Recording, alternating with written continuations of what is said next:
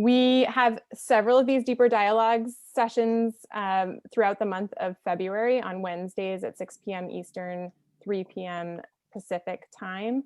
They have various topics. Next week's will be two fantastic women who started Justice in June, an anti-racism resource, who will be talking about integrating social change into your gap year. And then we have Robin Pendoli and Gary Robinson, who will be talking about transitions, both to and from gap year experiences and everything in between. So all the important things to think about when making the transitions intentionally around your gap year experience. And then the last one in February will be run by Brooke Roberts, who runs Inside Study Abroad, and also Brazenest, which is like a startup incubator organization. She'll be talking about applying your gap year to your career and to college, and taking the best skills and how to apply them in the future. So I'll share the link to all the other events that are happening throughout the month of February. The whole gap year industry comes together for what we call Gap Year Exploration Month. And so this is one of the kickoff events, and there are lots of events happening, whether they be from program providers. Some of the counselors who are on this call are running their own events later on. And there's also a large virtual fair called USA Gap Year Fairs. That's a showcase of many of the programs that are out there for gap years. And they're, I think, also coupled with general information about gap year sessions hosted by a counselor at the beginning of each one. I think that's it. So I'm going to turn it over to each one of you to introduce yourselves. Sandy or Vanessa, why don't you start? And then Sandy, you can go ahead and introduce the panelists. Okay.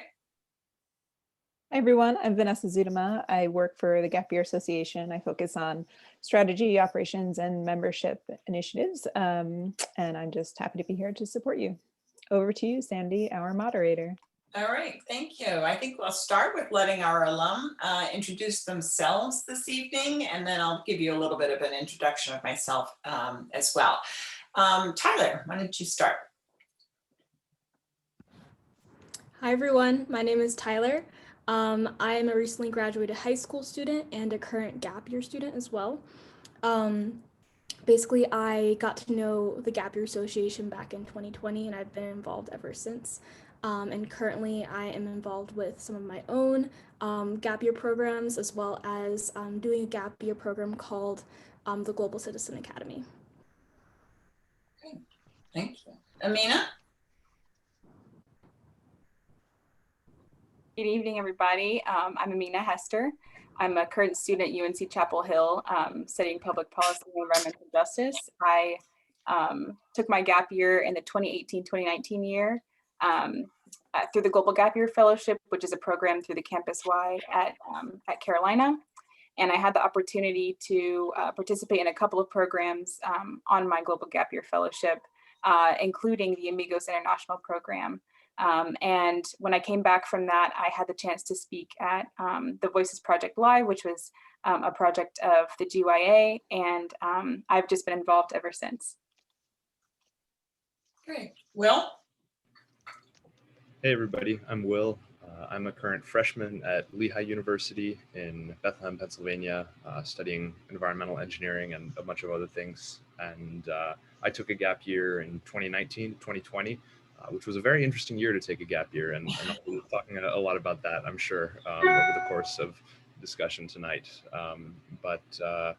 Yeah, so I'm a COVID gapper, and even though my gap year has now concluded, I'm still involved in the gap year space as a member of the Gap Year Association's alumni committee, and as a member of the team behind a website called Gap Yearly that provides gap year advice to current and prospective gappers.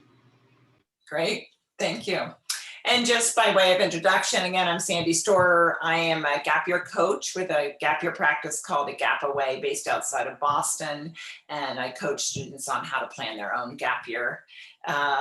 And I am also a gap year alum, a lot older than these gap year alum, but I have taken my own individual gap year and have also took my family on a gap year when my children were 7, 10, and 13. So a little bit of a different experience. So tonight we're going to start with kind of the planning ideas of a gap year. Where does the idea of a gap year come from? What's the planning aspect like? Then we'll start to work into some questions about what was the actual experience like for the our alum who are here tonight. And then we'll finish up with questions for them about what was the outcome of the gap year, or for Tyler, as you're kind of still in the midst of it, what's it starting to feel like for you?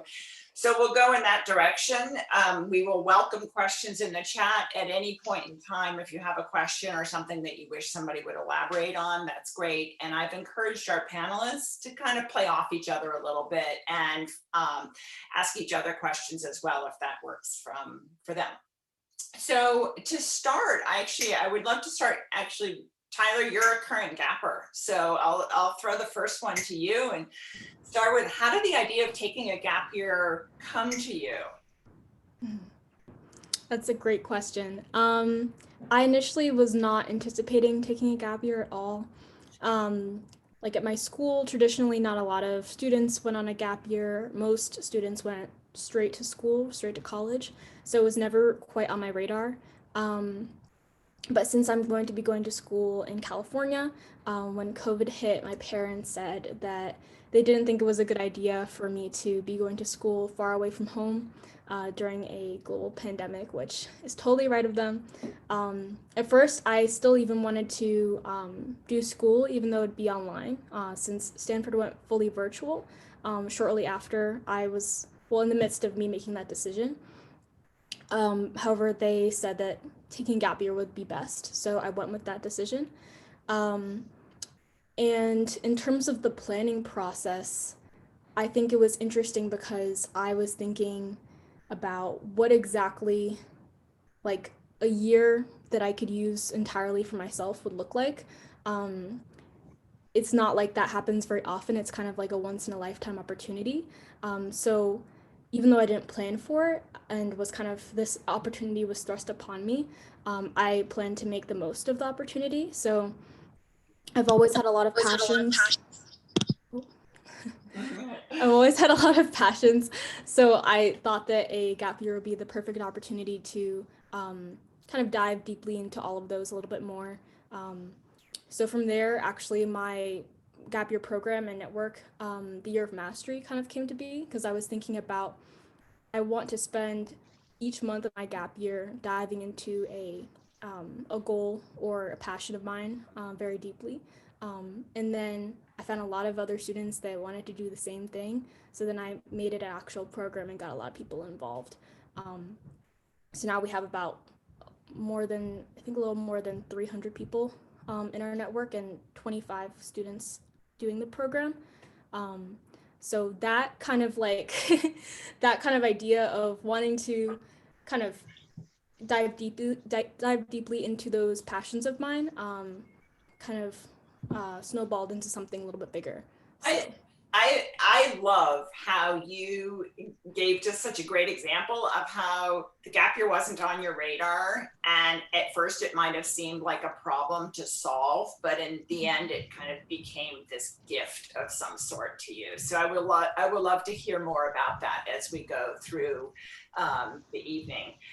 Will and Amina, do you want to just share a little bit about the genesis of your gap year idea, where that came from and how that started to gain traction? And then also when you get into thinking about planning, who was on your gap year team? Did you plan it totally on your own? Did you have support from high school staff? Did you have a counselor or a gap year coach like myself? Were your parents encouraging you? Where did that come from? And thinking about this kind of broadly in terms of other gappers trying to get some traction. Sure. Yeah, I guess I'll start by saying that, my gap year was very different in terms of its inception than Tyler's because, global pandemics were the thing of sci-fi novels in 2019. I decided to take a gap year. And so for me, it was really not at all a forced decision, and something that I just deeply wanted to do and had actually wanted to do for a while. The gap year idea was something that had been floating around in my head since I was maybe 15 or 16. But actually, even maybe before then, because I'm fortunate to have a parent who also had a sort of gap year experience. My mother took a semi-gap year. They weren't really called that then, I think. And, you know, what she did wasn't exactly a typical gap year, but she did a senior year abroad in Austria, graduated high school a year early in the States in order to be able to do that, and then went off to college. And that was a really transformative experience for her. So she's always been a big proponent of the whole idea of taking some time between high school and college for some unique experiences and growing that way. So I guess she was the primary member of my gap year team then when it came to actually realizing it and planning it. And like I said, I was lucky to have, you know, very little trouble getting my parents on board. All they said was that I had to have some kind of plan, that they wouldn't just let me, you know, defer college for a year and then not have any sort of framework laid out for what I was going to do at that time, which I think was very wise of them. And that's something that any gapper should stick to. But they did allow me a great deal of flexibility in that. I mean, it was really my year to plan. They kind of provided suggestions, and they set some limits on things that they thought would be reasonable. But I had quite a lot of flexibility there and was able to really plan a year that allowed me to pursue my interests and develop skills that I was interested in developing, and traveling places that I wanted to travel. And so I was really thankful for their support through that process. I will say I did also initially consult with a gap year counselor. I did a free consultation with one, and that was useful. But you know, ultimately after that session, I felt like I didn't want to put down the money required for like a full you know, counseling session, when instead that money could be going towards my gap year. And so I guess this kind of goes to the funding question too, because I set a pretty clear budget for myself, and it was about half money that I raised myself working during the summer before the gap year, as a drywall and plaster contractor's assistant in my hometown, and about half money that my parents said they'd be willing to provide. So yeah, that was kind of my planning process and the funding side of things for me. Great. Amina, do you want to weigh in? Yeah, I'd love to. I'm going to echo Tyler and then completely conflict with Will on another point. So I had a pretty niche experience in that I, you know, did not necessarily plan on taking a gap year. It was one of those programs that was, you know, part of my university, which I'd already been admitted to at that point. And I got an email advertising for this program, the Global Gap Year Fellowship. And it was like, you know, well, what's the worst that could happen? And I was already interested in sort of seeing the world outside of my small town, come from a really rural town in North Carolina. And so it was kind of steeped in my mind for a while that I wanted to escape, but I knew that, you know, through college, the traditional way, I wouldn't be able to do that. And so I had a really kind teacher in high school who, you know, plugged me, gave me a recommendation letter that night. And, you know, things just played out the way that they did. And I'm really privileged to have done that. But in terms of parental acceptance or, you know, maybe support from the community, I derived most of my support from my fellow gap year alums, you know, people that had taken part in the program, friends of mine that were now my cohort, because it was really hard to sort of convert my parents over to this idea that, you know, your kid's not going to go to college anymore, or at least for a year, you know, and that sort of linear path of life was hammered into their heads. I come from an immigrant background, and so my parents sort of needed me to go to college and to fulfill, what dreams they had sort of laid down for me. And I understood that. And it was just sort of a stepping stone for me to clear my mind and really clarify what I needed to focus on so that I could be the best daughter and sort of return the favor in a way. And the gap year really did help me to hone in on that. In terms of financial support, I was also very privileged that the fellowship covered the majority of my expenses, from transportation to flights to, absolutely anything. And I had some guidance on designing it, but the premise of the Global Gap Year Fellowship is that it's self-designed, right?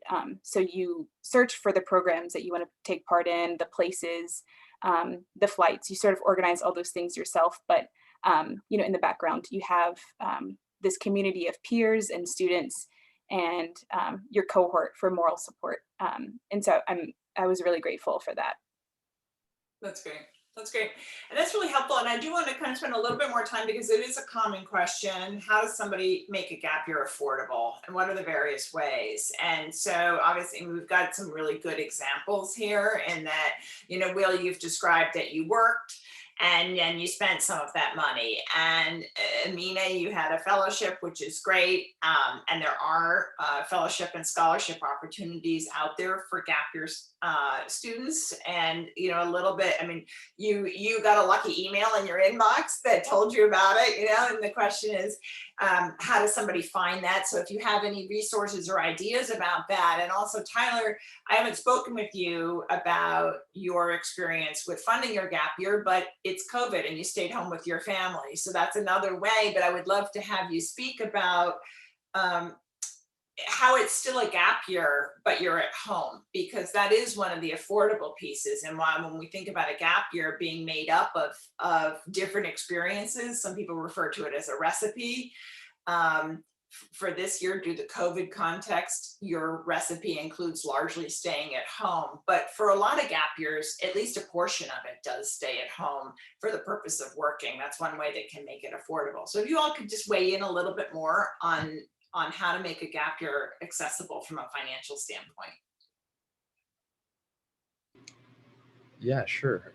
I think the first thing that I would say on this point is that if I knew now, or if I knew then when I was starting the gap year, all the things that I know now about how to, find affordable or even free opportunities to have awesome experiences and get involved with meaningful projects, I could have saved so much money. Like I laugh at myself when I think about all the things that I didn't know when I started out.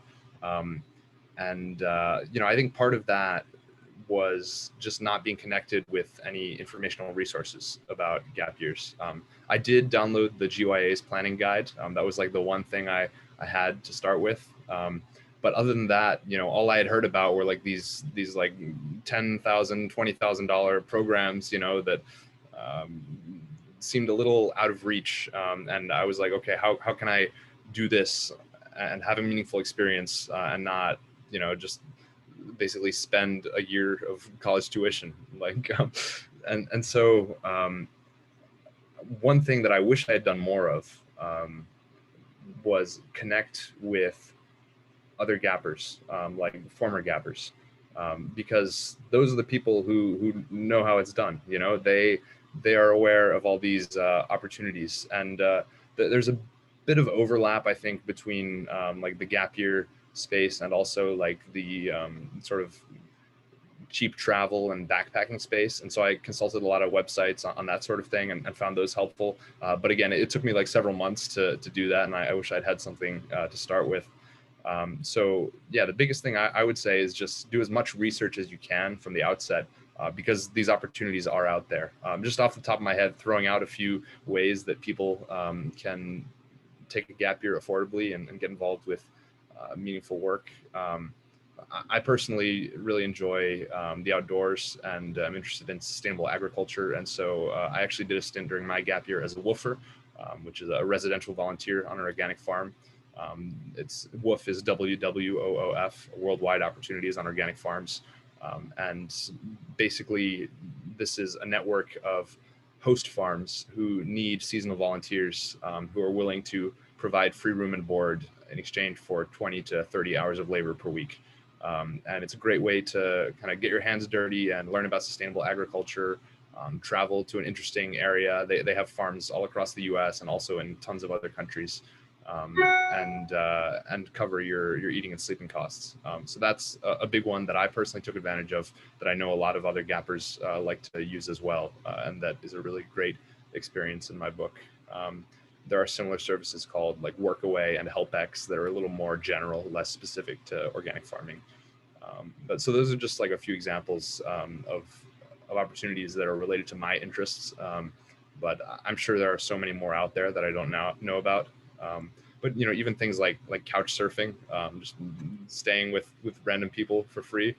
There's, you know, you've got to be smart about it, but it can be done affordably and done well, and that was something I did too during my gap year. And also sort of pivoting a bit, I think taking advantage of like a personal network is another great way that people can take a gap year affordably. And this is something that I guess relates to the whole staying at home idea. But you know, if you have like an aunt or an uncle who lives in a different state and you want to go live with them for a little while, maybe you get a part-time job there, something like that. If you have, you know, whether it's old friends of your parents from high school or college or whatever, who are in a different part of the country or even in a different country, who are willing to kind of take you in for a little while. That was something that I benefited from when I was in Europe on my gap year. And just really thinking about all the resources that you and your family might have available in terms of connections to opportunities for volunteering or work, and also like I was saying, just room and board. So yeah, sorry, that was a bit of a ramble. No, but you covered a lot of really useful and useful information. Tyler or Amina, do you have anything in particular to add to that, or should we move on to the next question? I know Tyler has a whole bunch of stuff that she could probably say about her COVID gap year experience, and I cannot relate to that at all. But I just want to say everything that came out of Will's mouth just then was a treasure trove of information.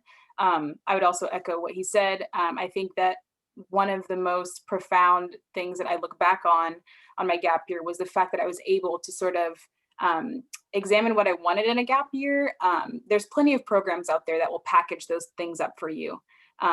And at a very high rate. And of course, that was out of reach for myself as well, even under, you know, this AGUS of a scholarship.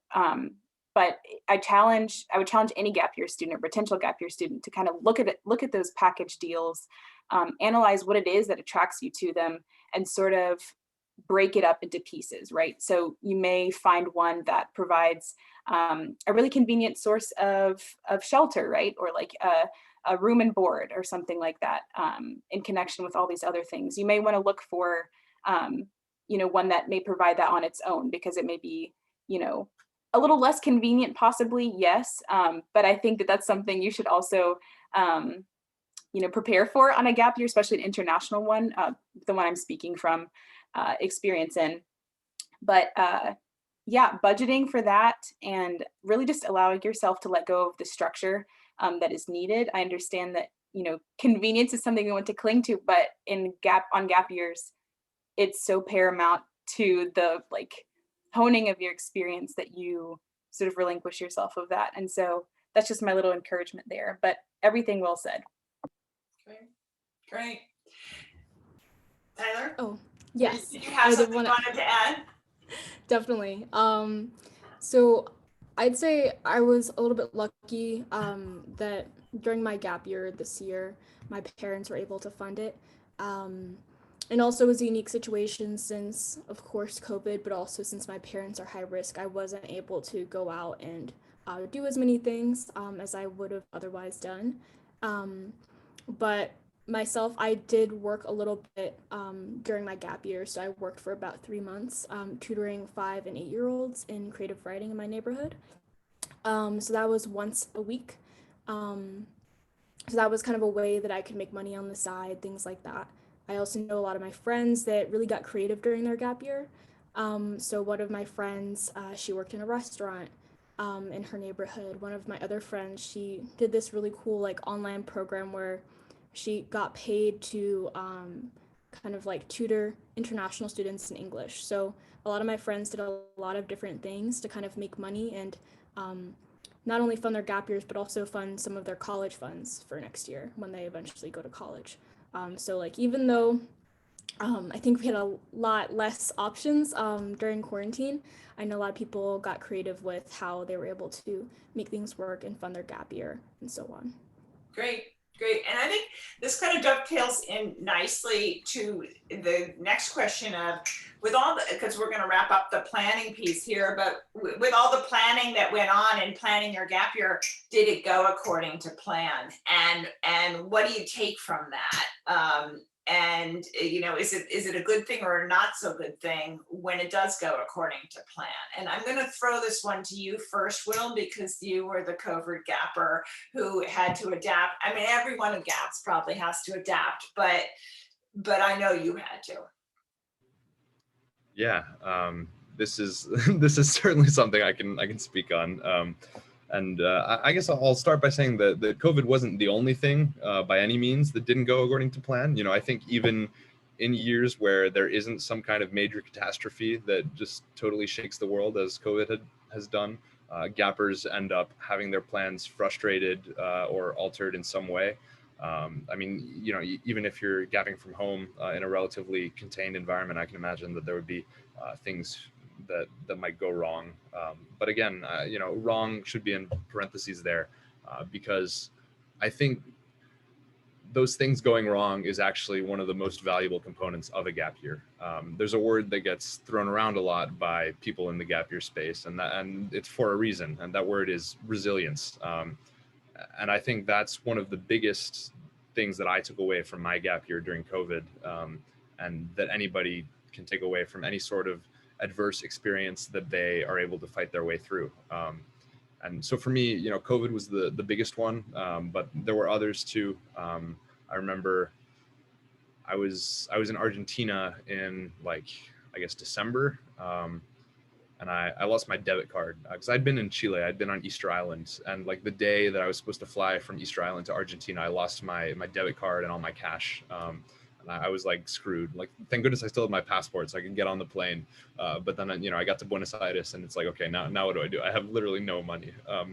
But eventually after about a week, I was able to get access to some funds after a lot of tramping between different Western Union offices in the city, and having them deny me because I wasn't 18 years old, so I couldn't receive a wire transfer. And then, having to find some random stranger who was 18 years old, who was trustworthy, whom my parents could wire money. It was a whole, saga.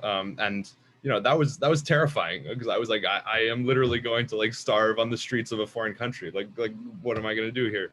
But I figured it out. I got through it. And after that, it was kind of life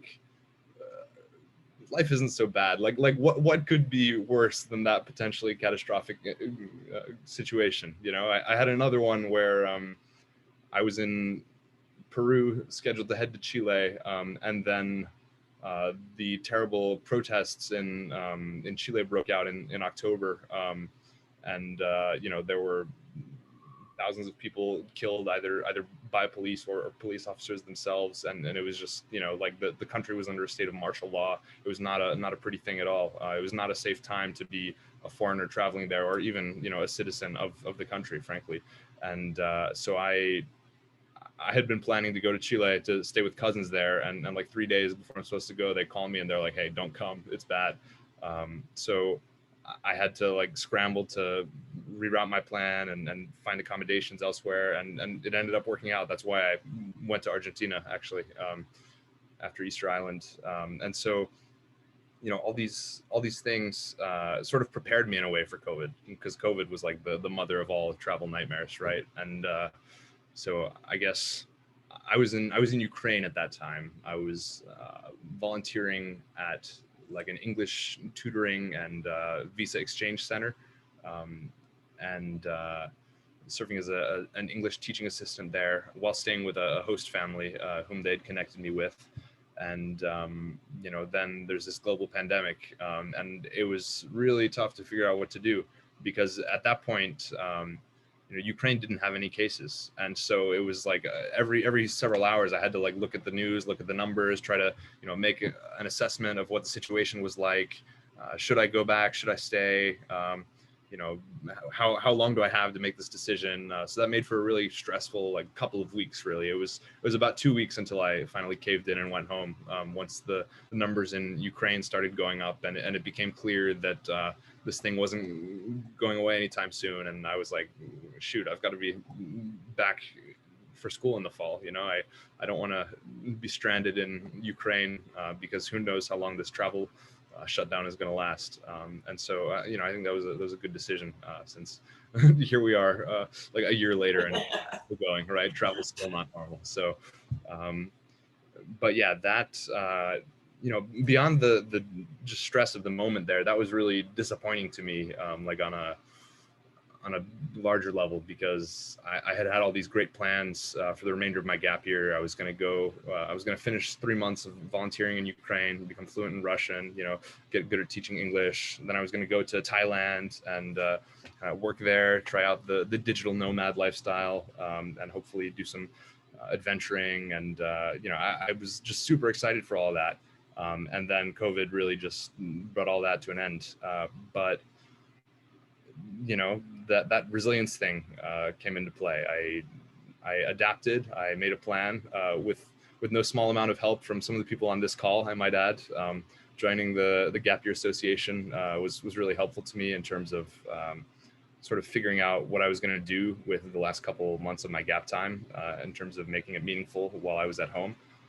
And I ultimately, you know, was still able to accomplish a lot of my goals for the gap year. So I still ended up studying Russian and achieving a level of proficiency in that, despite not being able to visit the country. I still, you know, ended up being able to work remotely. I still ended up being able to pursue some of my other interests. I was still able to woof, like I mentioned earlier. I found a farm in upstate New York that was in the total middle of nowhere, where there was no COVID, and where it was safe to travel and isolate for a few weeks. So, you know, I guess my message would be that overall, yes, absolutely, there are going to be things on any gap year that do not go according to plan, and that might be really scary in the moment. But things will work out. You will figure it out. And when you come out of it on the other side, you're going to feel really great about yourself for having done so, and feel much more confident, I think, as a person. That's great. Great. Thank you for sharing that. And I think this would be a great, I'm going to toss it to you, Tyler, to kind of talk about kind of, again, has your gap year gone according to plan? As you started off planning yourself very well. You had certain things that you wanted to do, which is very admirable. And you created a structure that actually allowed you to bring other people in to do that as well.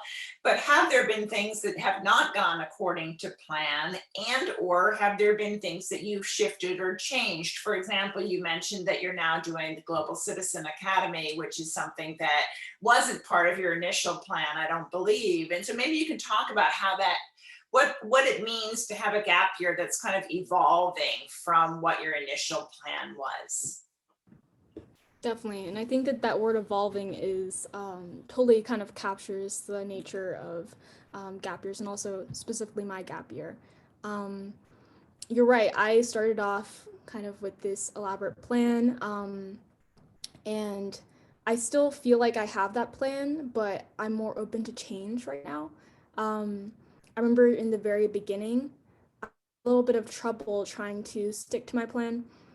So for example, one of the months during my year of mastery plan, I wanted to create a short film, like a really small one. So I went out, I took all the shots, like I went out around my neighborhood, kind of like setting up my tripod and like filming myself, like acting it out.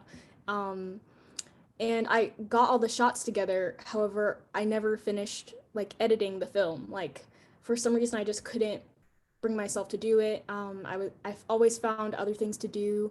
And I remember my parents were always asking me like, when would you finish the film?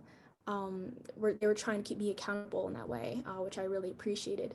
However, like still to this day, I have not finished it yet. I plan to, but I think sometimes my own, I guess, like limitations and like limiting beliefs got in the way sometimes. That was something that I had to fight through during my gap year, knowing that this is the time to really test the waters of all these different passions that I had, and not letting doubt kind of get in the way of what I wanted to accomplish. So I think that I've honestly had a breakthrough. So for example, this month, my goal was to do intensive Mandarin study.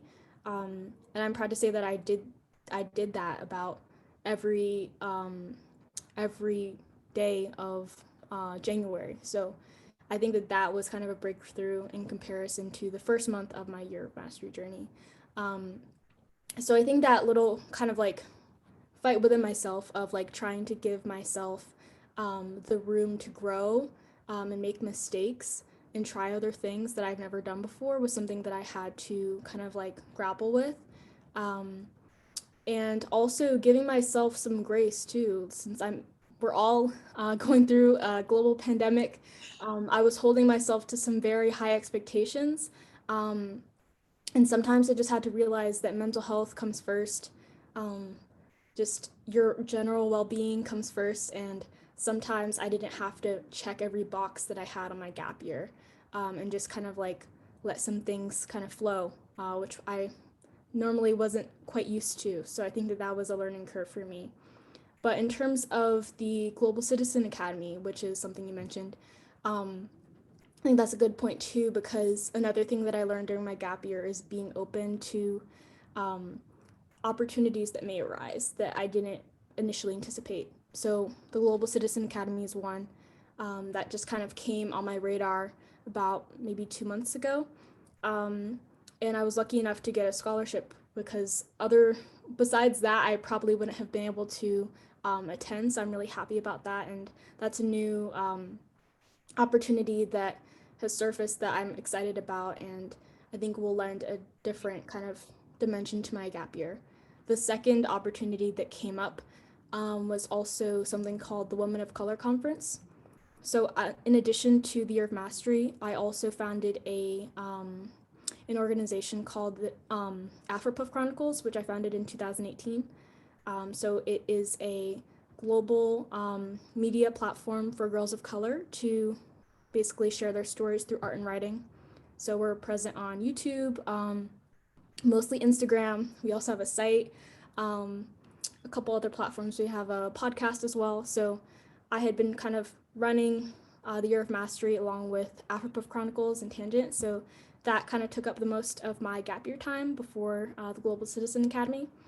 But sometime in the middle/end of the summer, right after I had decided to take a gap year, one of my friends brought up the idea of doing a Women of Color conference. So she was also founder of another org similar to Afropuff Chronicles, and we started a coalition with 3 other organizations as well, so 4 of us in total, to put on the Women of Color conference, which will be occurring in March 20th to the 21st of 2021. So I've been hard at work on that. It's not something that I ever thought I'd do during my gap year. So that was another thing that I kind of had to assess the opportunity as it arose and kind of take it on. So I think that like besides the Year of Mastery has been probably the opportunity where I've grown the most throughout my gap year, because I had never put on a conference by myself. We're all youth-led orgs, so it's been a little bit challenging, but in a good way, learning how to market, deal with partnerships with large corporations, things like that, deal with talent, recruiting. I learned so many things during this conference, and I'm still learning. So I think that just being open to new opportunities has been paramount for me. Thank you for sharing all of that. And I think it's so wonderful that we have a really good example in the context of what we're going through this year. There's so many more virtual gap year experiences going on, and you just gave examples of many different ones. And no 2 gap years are the same, and no particular gapper may go down and do exactly what you've done, but you've just given an example of how a virtual gap year can really still be quite fulfilling and evolve and change, and you can add and layer onto it. It's great. I want to back up a little bit though, and I want to go to you, Amina, to talk about what was the transition like into your gap year experience, from thinking about it from a student who, let's assume we get out of the pandemic, or students are going off on a gap year in the way that involves travel or leaving home or joining a group, whatever that is like. What was the transition process like for you? Awful. In all honesty, it was extremely difficult on me. And I say that for several reasons. But the main one being the battle that I had with myself. I come from a very linear, rigid sort of, I guess, perception of like timelines and what should be done with time. And so that was hammered in very deeply into my mind. And so, you know, once I had this opportunity arise, it was, you know, like the rug had come out from underneath my feet, because there was literally no concept of structure on a gap year, at least not in my experience, not in an international gap year where you're planning for yourself for almost probably the first time in your life. And it was extremely difficult battling myself in that. When plans fell through, you know, it was like complete breakdowns. You know, when I still didn't have plans, you know, maybe when I was taking off for this new country, it was horrible. I felt terrible about myself. And of course, that's all sort of common, I guess, in the way that we have taught students to visualize their lives, right? As soon as you become a senior in high school, it's like, what do you want to do with your life? When you get to college, it's all they can ask you ever. And so it's never, you know, a break from that. It's always sort of forward thinking and like, how is this one experience, no matter how minute, how's this contributing to my career and, you know, contribution to the market in whatever way it can be. And so battling myself, you know, with my time and allowing myself to rest and fail and just be a beginner. That's a mantra I've really been meditating on for since I started my gap year, just allowing myself to be a beginner and you know, just to meet myself where I am, because there are so many new things that you run across within yourself when you're planning for a gap year, and it never stops from there. So I mean, I love that your honesty about how hard that period of time was. It also sounds like you feel like it was a good experience, that it was worthwhile to have gone through.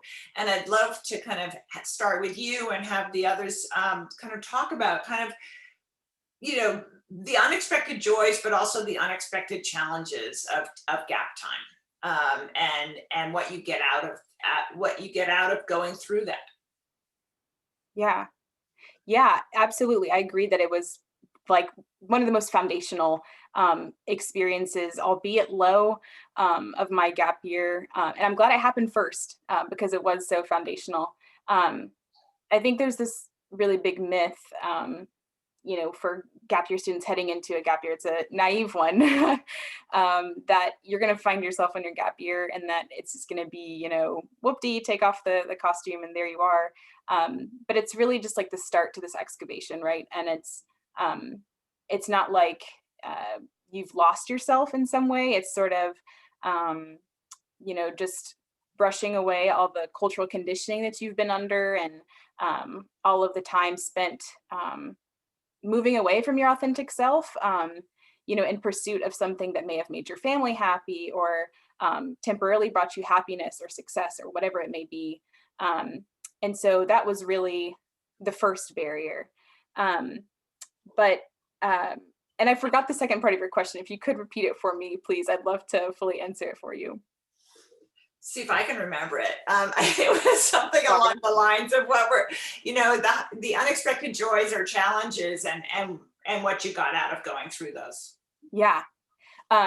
so this is not particular to the planning process, Right. but This is the experience part. Yeah. right, yeah. So unexpected joys, just how, I mean, not to be cliche, but I'm going to be cliche here, how oversimplistic the joys are, no matter where you are in your gap year. So some of my most profound experiences were in the back seat of a car traveling up a mountain, laughing with friends.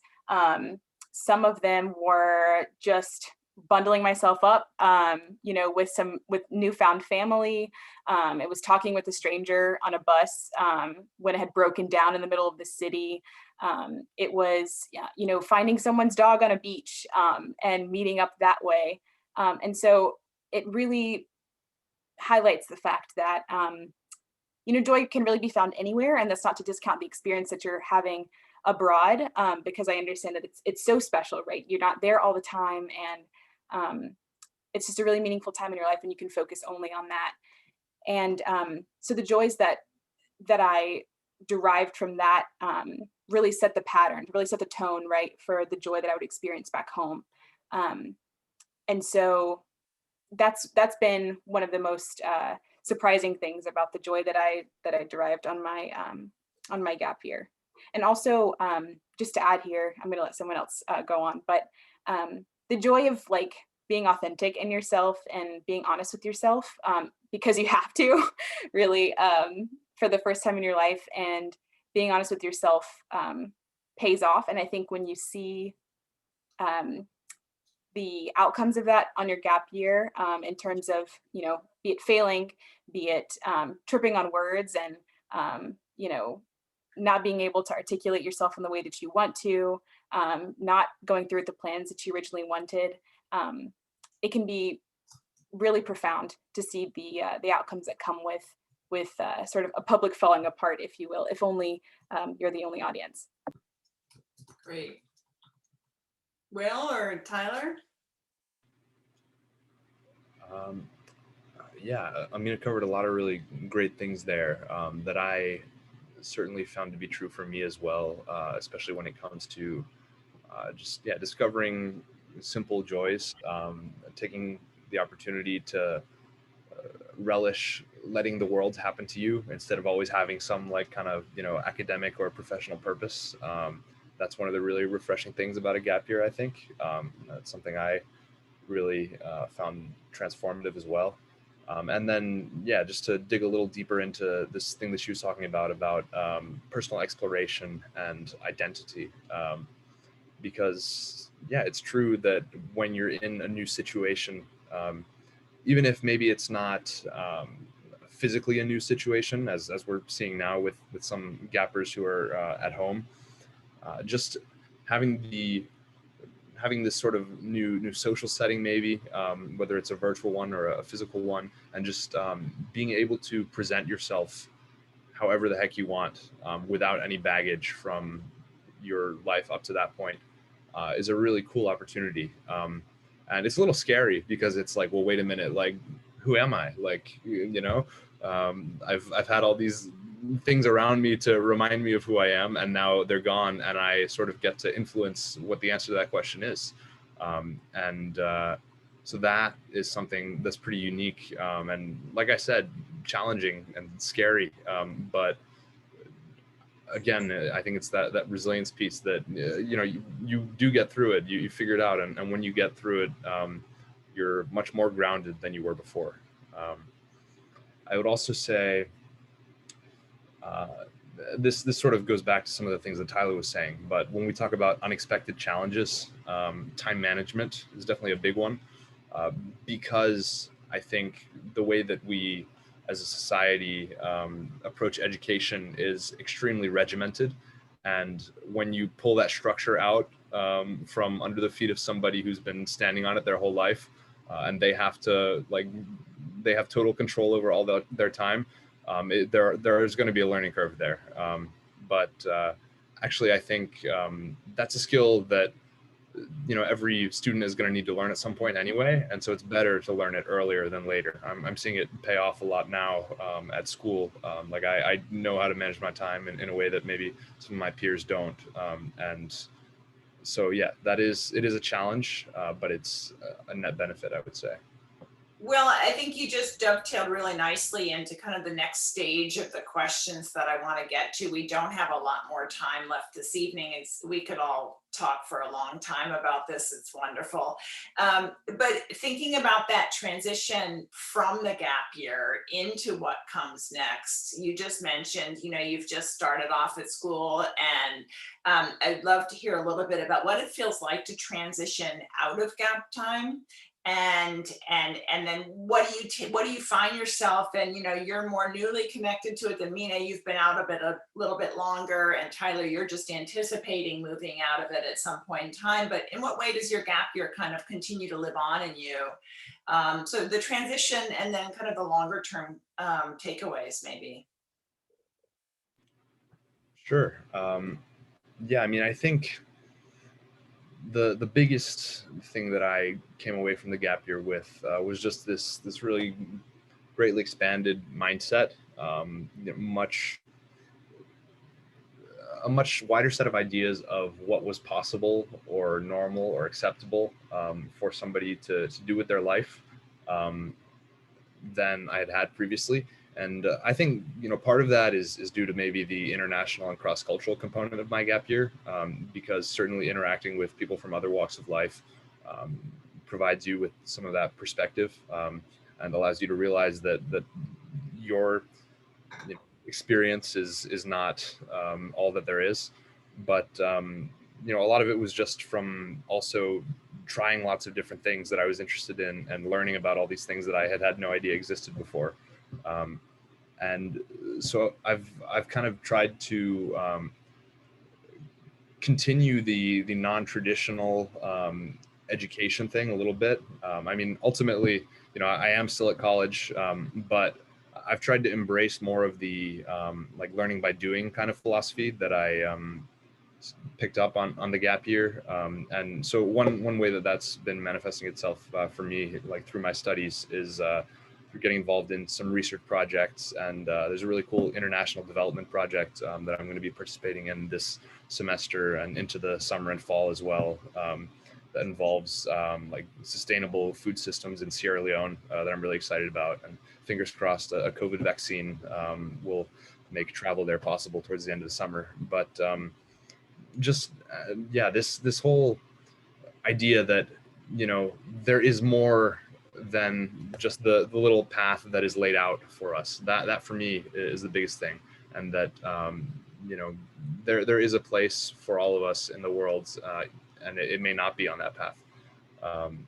Another big thing, I guess, for me was realizing that I wanted to stay involved with gap years, and sort of give back a little bit, and share some of the takeaways that I learned. And so that's what's leading me to discussions like the one tonight, and my involvement with gap year, as I mentioned earlier. So those were the biggest ways that the gap year has shaped my current trajectory, I would say. Wow, thank you.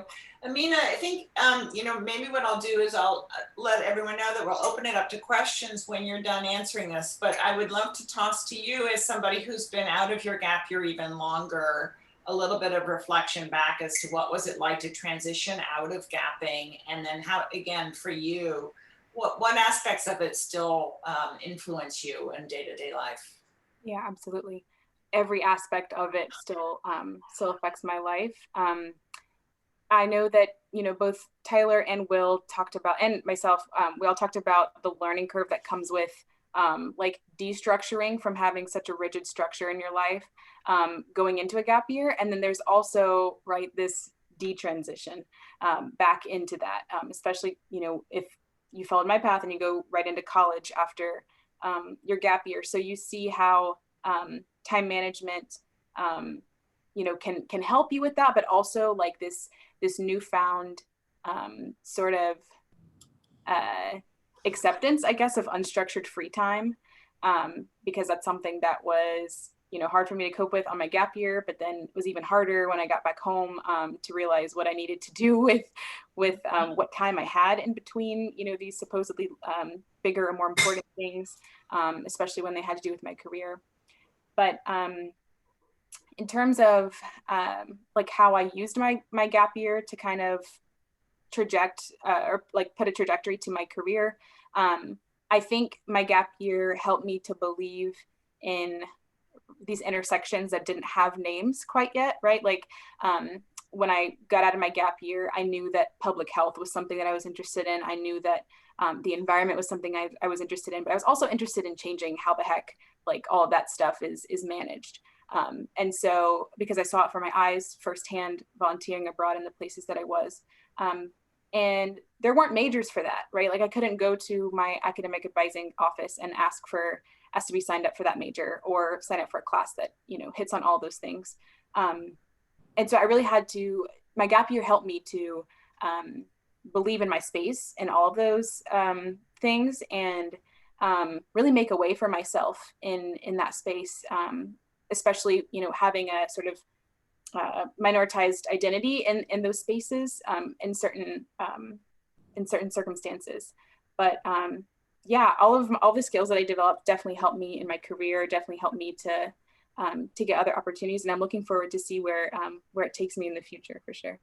Wow, what a lovely way to kind of end this panel conversation. And I do just want to say, if anyone has a question, you should feel free to unmute yourself and just ask it. We're a small enough group for that right now. But thank you to each of our panelists for sharing your stories so beautifully tonight. If you don't mind, I would love to answer the last question. Go for it, Tyler, for sure. So in terms of what I take away from my gap year, I feel that I've learned so many things about myself, as well as also picked up a lot of new values along the way, which was something that was completely unexpected for me. So for example, throughout this gap year, I have gotten like really invested in like health and like exercising, things like that. And I've brought like my whole family along the way with me, which has been really cool. Also really kind of like invested in cooking. So like every morning, like I take joy in like making my mom breakfast, things like that. So I think it's like the little things and how like slowly over time, I'm kind of like seeing myself evolve more into an adult as opposed to being like a child when this first started, I guess. Which is interesting because I'm coming up on my 19th birthday. So really starting to feel that adult energy come into my gap year. But I think that has been a really big thing. Also, kind of understanding more aspects of myself in terms of my character. So one thing is that my gap year, I've seen that sometimes my work time really kind of bleeds into my relaxation time because I'm spending every day at home, like mostly in the same room. So like the work that I do kind of like bleeds into like me doing work on like my bed, things like that. I've always been a very kind of determined person, very ambitious, things like that. Sometimes to my detriment, which I've come to realize. So I think through my gap year, I've realized that it's good to take a breath, relax. You don't always have to be working on the next thing. I think a big thing that I've come to realize is that my work doesn't define me. Like I'm a whole person without the work that I do. So I think realizing that and not always having to work on some next big thing has been something that I'm going to take with me post my gap year. And all these things are going to help for me and help me on my next chapter. I'm so glad you shared that. Thank you so much. What a lovely way to end this evening. So that's great. I'll throw it back over to you, Diana, if there's a way we want to wrap up for this evening. I just want to say every time we do one of these alum panels, and some of, I think Amina, I don't even remember which one of you has been on one before, but I'm just always blown away. And as a parent, I just only hope that my children can grow up to be so well-spoken and like so in touch with themselves. You know, I think there's so many grown-ups, adults, well into their careers who still don't know what, you know, how to define themselves as the three of you just defined what you learned and where you're going and what's in your heart, and also what others expect of you and what you expect of yourselves, and how you balance all of that in your lives. So I just am continually amazed every time we do one of these sessions with alums. So thank you, Sandy. And thanks to everyone who joined. We will have a recording of this session and probably posted on our YouTube page and other ways. But yes, if anybody has any other questions, I'm happy to stay on as well. But thanks, and definitely check out the other deeper dialogues on the Explore the Gap Year site. I'll put a link in the chat. Thank you to you all. Yeah, you guys did great. Thank you, Sandy. And thanks, guys. Keep doing what you're doing, man. You guys are incredible. And keep up the self-care. Very important. Yeah. And it's great to see everyone. Have a wonderful Nice to night. see you. I haven't seen you in a while. It's nice to see you.